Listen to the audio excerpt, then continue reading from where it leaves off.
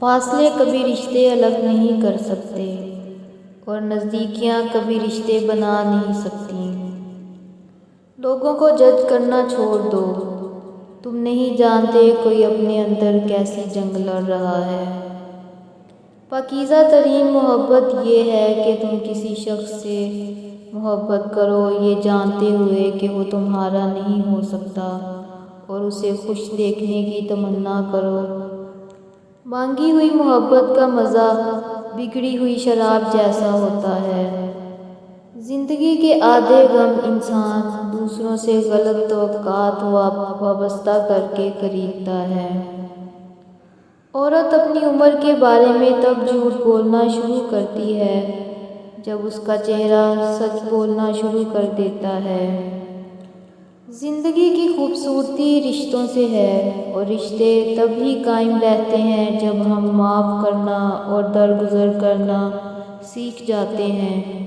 اگر ایسا نہیں ہے تو پھر ہم صرف ایک قیدی ہیں ان سماجی رسموں کے جو ہمیں ساتھ رہنے اور ایک دوسرے کو دیکھ کر مسکرا دینے پر مجبور کر دیتی ہیں۔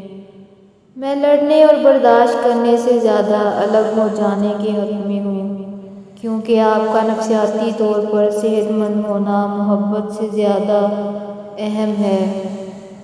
یہ جو کہتے ہیں نا بات ایک کان سے سنو اور دوسرے کان سے نکال دو، انہیں بتا دو ان دو کانوں کے بیچ میں دماغ آتا ہے جہاں بات ٹھہر جاتی ہے۔ کوئی آپ سے محبت لینے آئے تو اسے محبت دینا، محبت سکھانے نہ لگ جانا۔ محبت دینے میں محبت ہے، محبت سکھانے میں نہیں۔ ہر وہ شخص جو آپ کی زندگی میں قدم رکھتا ہے اس کے آنے کا کوئی نہ کوئی سبب ہوتا ہے۔ کچھ آپ کو محبت کرنا سکھا دیتے ہیں، کچھ لوگ محبت نبھانا سکھا دیتے ہیں، کچھ صبر کرنا سکھا دیتے ہیں تو کچھ خواب دکھانا اور کچھ لوگ انہی خواب کو پورا کرنے کا حوصلہ دے جاتے ہیں۔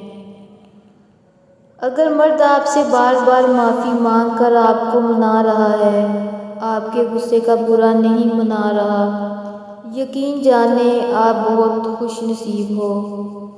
اللہ تعالیٰ جس کو اپنا آپ یاد دلانا چاہتا ہے اسے دکھ کا الیکٹرک شاک دے کر اپنی جانب متوجہ کر لیتا ہے۔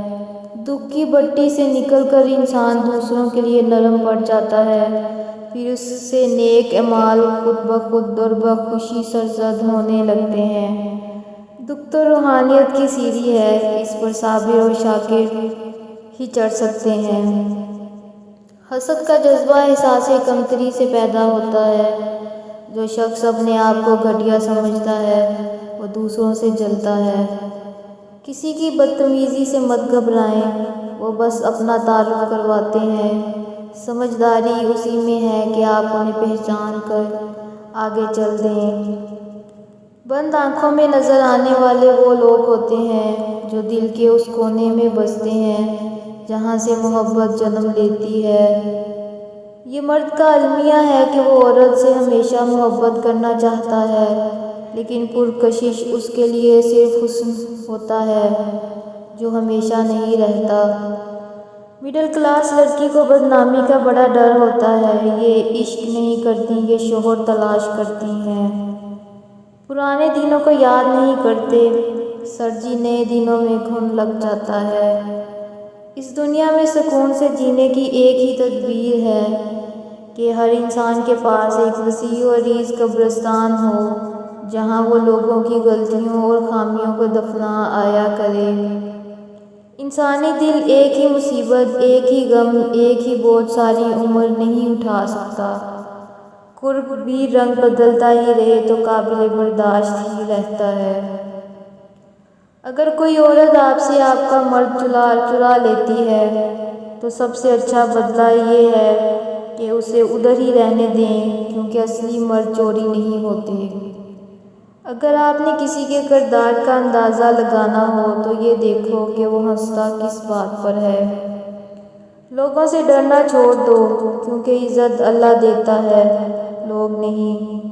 محبت اپنی مرضی سے کھلے پنجرے میں طوطے کی طرح بیٹھنے کی صلاحیت ہے۔ محبت اس غلامی کا توق ہے جو انسان خود اپنے اختیار سے گلے میں ڈالتا ہے۔